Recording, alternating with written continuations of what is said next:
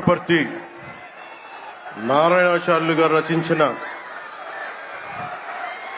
శివతాండవ కావ్యం పుట్టిన నేల, రచించిన నేల, తెలుగు భాష విలువను పెంచిన నేల, ఆడినమ్మ శివుడు పాడినమ్మ భవుడు అని శివతాండవాన్ని వినిపించిన నేల. ఈ నేల ఒక పుట్టపర్తి నారాయణాచార్యులు,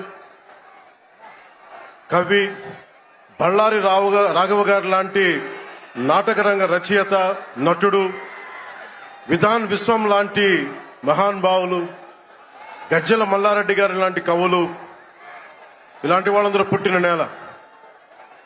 ప్రతి రాయలసీమ కవులు కళాకారులు అనేది ఋతువులు ఎన్నైనా మా రాళ్లసీమకి ఒకటే ఋతువు, కరువు ఋతువు.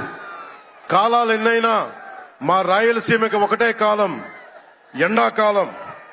దాన్ని మనం రూపుమాపే ప్రయత్నం చిత్తశుద్ధితో చేస్తోంది. పరిశ్రమలు, ఉద్యాన పంటలు, సాగునీటి ప్రాజెక్టులు మొదలైనవి చేపట్టి రాయలసీమని రతనాల సీమగా మార్చే దిశలోనే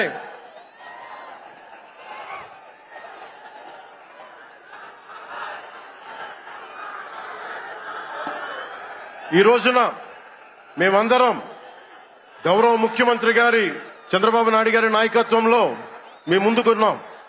ఈ సూపర్ 6 కార్యక్రమం ఇన్ని వేల కోట్లు ఆర్థిక ఇబ్బందులుండి వీటన్నిటినీ ముందుకు తీసుకురాగలుగుతున్నామంటే మీ భవిష్యత్తు కోసం, యువత భవిష్యత్తు కోసం, మహిళల భవిష్యత్తు కోసం,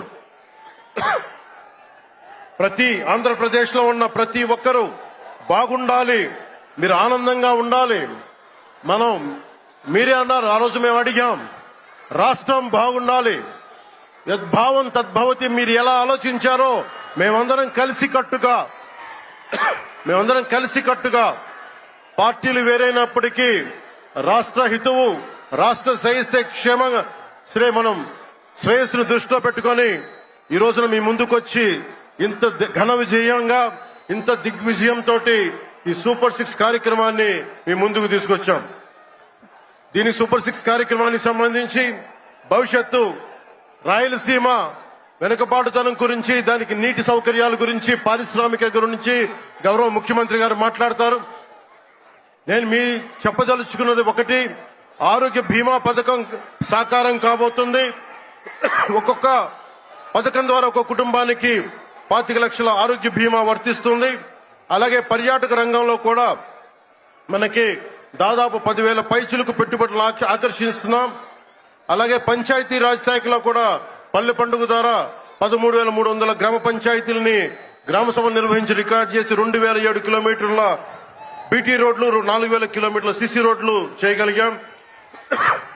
1,55,000 నీటి కుంటలు నిర్మించి 1 టీఎంసీ నీటిని వర్షాకాలం నిల్వ చేయగలిగాం. అలాగే మూగజీవాల దాహార్తి తీర్చేందుకు 15,000కు పైగా నీటి తొట్లు నిర్మించాం. 22,518 మినీ గోకులాలు చేశాం. అడవి తల్లి బాట కార్యక్రమం గౌరవ ప్రధానమంత్రి శ్రీ నరేంద్ర మోదీ గారి సహకారంతో, ముఖ్యమంత్రి శ్రీ నారా చంద్రబాబు నాయుడు గారి నాయకత్వంలో కూటమి ప్రభుత్వం 1,005 కోట్లతో ప్రధానమంత్రి పిఎం జన్మన్ పథకం, మహాత్మా గాంధీ జాతీయ ఉపాధి హామీ పథకం ద్వారా రాష్ట్ర ఉపాధి హామీ పథకం 625 గిరిజన గ్రామాలని అనుసంధానిస్తూ 1,069 కిలోమీటర్ల రోడ్ల నిర్మాణం జరుగుతోంది. గర్భిణీ స్త్రీలకి డోలీ మోతల నుంచి విముక్తి కలిగించాల లక్ష్యంతో ముందుకెళ్తున్నాం. 7,910 కోట్లతోటి జల్ జీవన్ మిషన్ కి ప్రాజెక్టులు చేపట్టాం. అటవీ విస్తారాన్ని పెంచే లక్ష్యంలో 1 కోటి మొక్కల నాటే కార్యక్రమానికి శ్రీకారం చుట్టాం. కర్ణాటక ప్రభుత్వానికి నుంచి సహకారంతో 4 కుంకి ఏనుగులను తీసుకొచ్చాం.